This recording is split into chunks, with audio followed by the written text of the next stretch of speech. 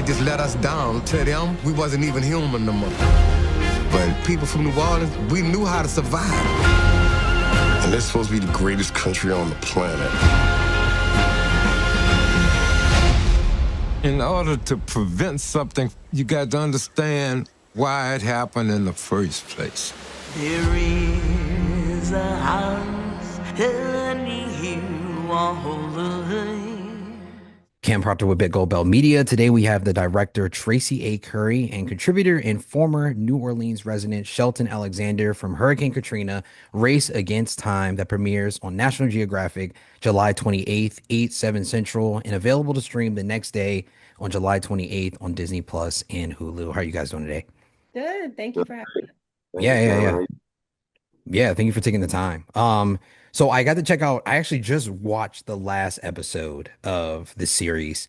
And I'm one of those people that watches a documentary and I'm like screaming at the screen the whole time, especially when like Lieutenant General Russell Honoré is talking and he's like saying little quirky comments and I'm like, yeah, like exactly. That's exactly what that's how I feel. BS at this point. But I just want to commend you both. This is such an amazing, powerful docuseries that I think a lot of people needed a refresher on exactly what happened and the struggles and times that happened. So I just want to say first and foremost, great job to both of you. It's absolutely fantastic.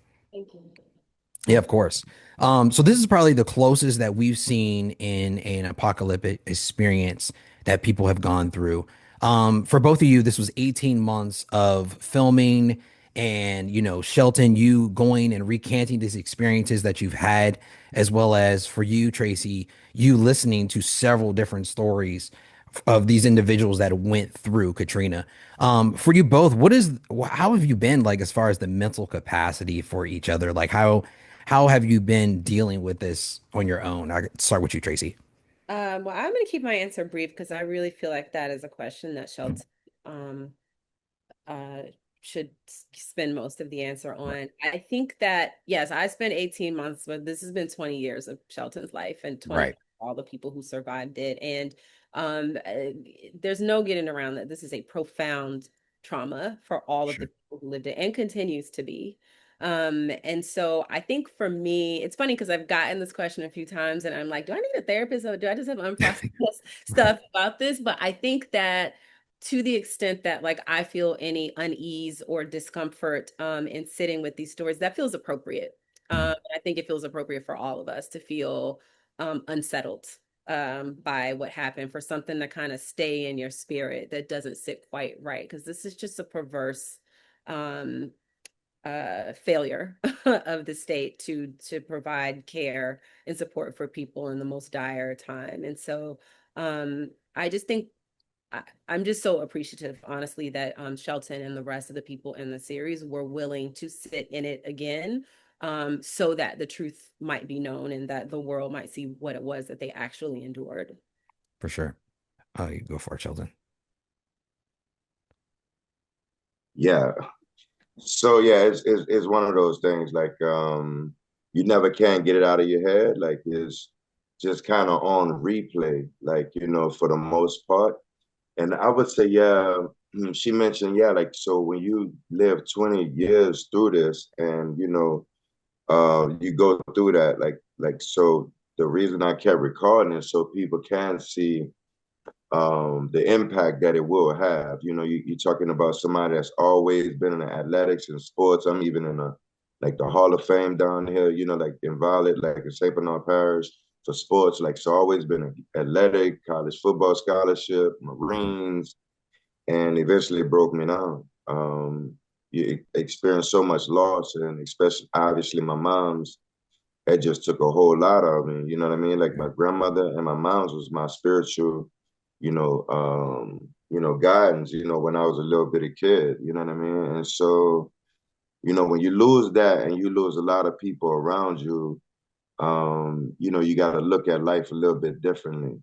You know, I thought my mom's would have always been here. So it's just one of those things where like, I feel that sadness about her, but I know she wouldn't want me to be sad. It's just still hard to shake, you know, easier said than done, you know. It was tough for my mom's when her mom's passed away, which was 5 months before she passed away, you know. Right. So yeah, mentally, like, to take it, on, and every now and again, I'll get a call or something, somebody interested in the story. But for the most part, I just got to take it in. I'm knowing that I'm one of the voices, one of the main voices, of Katrina, and especially being in the Superdome with the video camera and able to back it up, with the video, as well as speaking the truth as well, and being a poet, and being consistent in that sense, being a culture bearer, being an activist, all of those things, goes in, and represent who I am, like, you know what I mean? So to me, it's not a coincidence that this happened, Mhm. and Jesus wept, you know what I mean? And so I don't mind the emotional toll that it takes on me. I weather the storm on that, and I feel good, like, to get the emotions out. I feel good that other people can see that, yeah, it can break you down. Just get a little help, maybe